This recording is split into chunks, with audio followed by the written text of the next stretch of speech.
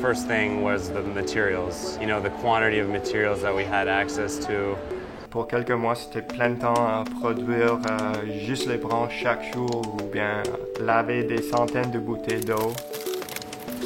When I was first invited to propose an idea for the Eaton Center, I have to admit I was a little bit skeptical. As the process evolved, I realized that how open that the Eaton Center really was, and I'm glad they were because I think it was definitely worth it. Well, there's something about the space, both architecturally speaking and functionally as well, that reminded me of an ecosystem.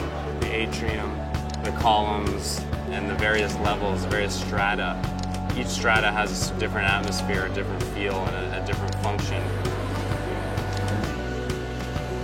This became obvious that cardboard would represent the trees. Cardboard comes from trees. Same thing with plastic bottles. The reflective quality of it, the transparency of it is also reminiscent of water.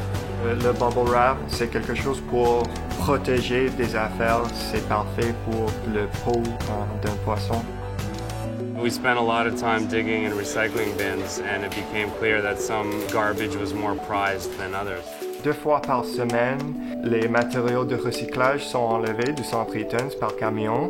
On avait un système de fouilleter dans le recyclage, enlever ce qu'on avait besoin. Find yourself digging through garbage and come across some piece, something you'd been looking for that you hadn't seen in a while. It was like we were digging for gold or something, we were panning for gold. You have to sort of remind yourself from time to time that it's just garbage.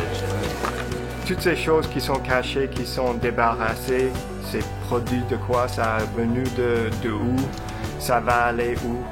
For me, environmental consciousness or social consciousness in general is not a question of altruism, it's also a question of self-interest. I mean, we're all in this together, we're all in the same boat together. It seemed natural that the title, like the materials used for the project, would be recycled. Using the icon of the stamp that you'd see on the side of the box, for me, brings out that idea of the fragility of the environment, of the ecosystem, but also our attitude towards that fragility. Like the mover who picks up a box with the fragile stamp on it and tosses it into the back of the truck. He's become desensitized. He's moved so many boxes with the word fragile. The same way we're sort of desensitized to this idea of a fragile planet.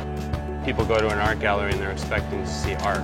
In a shopping center, you can connect with all kinds of different people. People who are here to shop, or they're not expecting to see something necessarily. And a lot of them probably never go to galleries either. So for me, that's what's interesting about it, and it's presenting something that's in a way that's not preachy. I'm not pointing a finger and putting big words saying recycle more. It's a way to convey an idea and a feeling, really, more than anything, more than an intellectual thought or idea.